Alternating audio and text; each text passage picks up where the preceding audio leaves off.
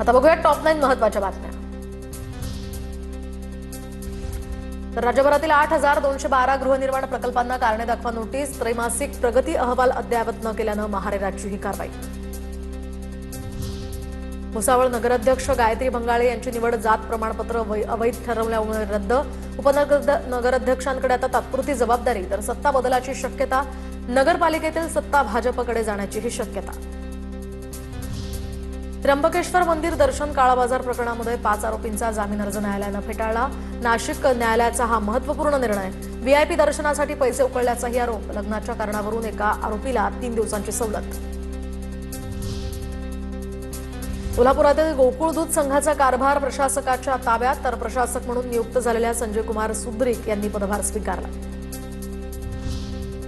नंदुरबार शहरात सुद्धा ring road तयार करण्याची आमदार चंद्रकांत रघुवंशींची मागणी, तर या मागणीसाठी आमदार रघुवंशी नितीन गडकरींची भेट घेणार।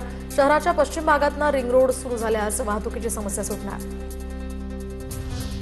वाशिम जिल्ह्यामध्ये जनगणना 2027 च्या नावाखाली सोशल मीडियावर बनावट अर्ज व्हायरल, नागरिकांची दिशाभूल होत असल्याचंही समोर, तर हा फॉर्म पूर्णपणे फेक असल्याचं जिल्हा प्रशासनाकडून स्पष्ट। जिल्हाधिकारी योगेश कुभेजकर यांच्याकडून नागरिकांना सावध राहण्याचं आवाहन।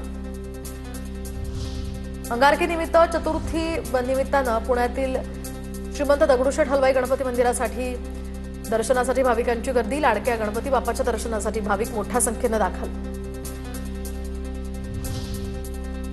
रायगडच्या महाडमध्ये मोबाईल हिसकवण्याचा प्रयत्न, मोबाईल हिसकवणाऱ्या व्यक्तीला महिलेनं पकडल्यानं आरोपीकडून या महिलेच्या हाताला चावा, झटापटीत आरोपीकडनं महिलेच्या हाताला चावा घेतल्याचा प्रकार।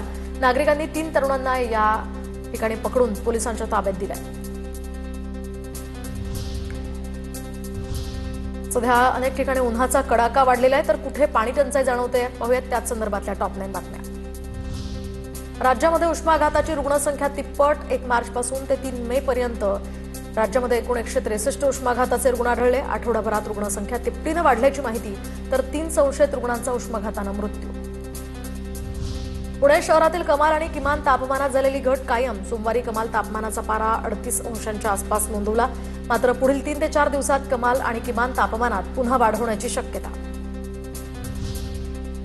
ठाणे शहरावर देखील पाणी कपातीचं संकट येण्याची शक्यता, तर ठाण्यामध्ये 70 ते 75 पाण्याचे टँकर सुरू असल्याची माहिती।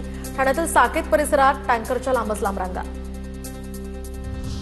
रायगड जिल्ह्यामध्ये पाणी टंचाईचं संकट गंभीर, जिल्ह्यातील अनेक लहान मोठ्या धरणांमधील पाणीसाठा झपाट्यानं कमी, काही धरणांनी अक्षरशः तळ गाठला, तर अनेक धरणांमध्ये 50%पेक्षाही कमी जलसाठा।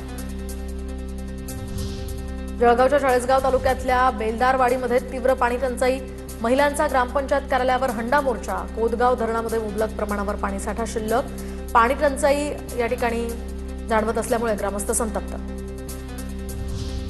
जळगावात वाढत्या तापमानाचा विमानसेवेवर परिणाम, वातावरणातील हवेचा दाब कमी झाल्यानं विमान उड्डाणासाठी अडचणी, विमानातलं वजन कमी करण्यासाठी कंपन्यांकडून प्रवासी संख्या कमी करण्याचा निर्णय। रायगड जिल्ह्यामध्ये पाणी टंचाईचं संकट गंभीर, अनेक धरणांमध्ये 50%पेक्षा कमी साठा शिल्लक, तर काही धरणांनी अक्षरशः तळ गाठलाय, जिल्ह्याला पाणी टंचाईची झळ। नागपूरमध्ये काही सिग्नल्सवर कंत्राटदारांनी लावलेल्या या ठिकाणी ग्रीन नेट, दरम्यान मनपाकडून शहरातल्या 18 सिग्नल्सवर ग्रीन नेटसाठी 65 लाखांच्या निधीला मंजुरी, मात्र अनेक ठिकाणी दर्जाहीन ग्रीन नेट लावल्यानं नागरिकांचा संताप। परभणीमध्ये वाढत्या उन्हाचा टोमॅटो पिकाला फटका, 43 अंश सेल्सिअस तापमानामुळे टोमॅटोची झाडं करपली, शेतकऱ्यांचं मोठं आर्थिक नुकसान।